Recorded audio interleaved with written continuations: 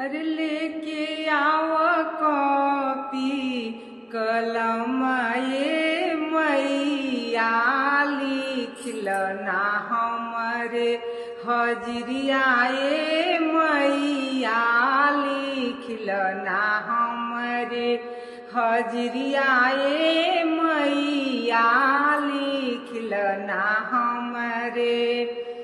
अरे लेके आव कॉपी कलम ये मैया लिखल ना हमरे हजरिया ये मैया लिखल ना हमरे हजरिया ये मैया लिखल ना हमरे।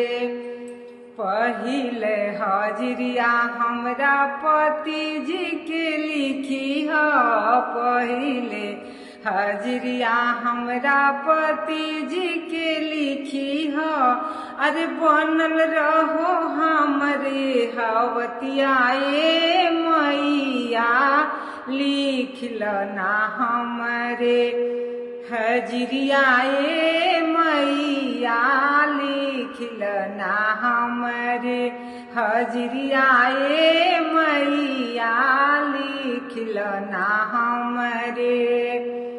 दूसरे हजरिया हमरा बेटा के लिखी ह दूसरे हजरिया हमरा बेटा के लिखी ह। अरे बनल रहे उनकर बल बुद्धि विद्या ये मैया लिखल ना हमरो हजरिया ये मैया लिखल ना हमरो।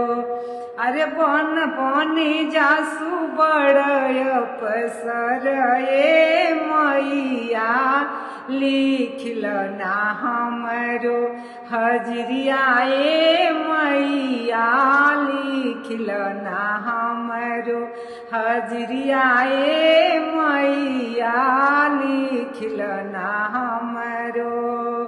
अरे लेके आव कपिया कलमिया ये मैया लिखल ना हमरो हजरिया ये मैया लिखल ना हमरो। अरे तीसरे हाजिरिया हमरे पोती के लिखी ह अरे तीसरे हाजिरिया हमरा बेटी के लिखी ह। अरे मिली जासु सुंदर घर बर ये मैया अरे लिखल ना हमरो हजरिया ये मैया लिखल ना हमरो। अरे चौथा हजरिया हमरा पोता के लिखी ह चौथा हजरिया हमरा पोता के लिखी ह। अरे बन जासु बड़ पसर ये मैया लिखल ना हमरी हजरिया ये मैया लिखल ना हमरी हजरिया ये मैया। पांचवे हजरिया मोर बूढ़ा पापर लिखी ह पांचवे हजरिया मोर बूढ़ा पापर लिखी ह। अरे दिन रात करी तार भजनवा ये मैया लिखल ना हमरे हजरिया ये मैया लिखल ना हमरे।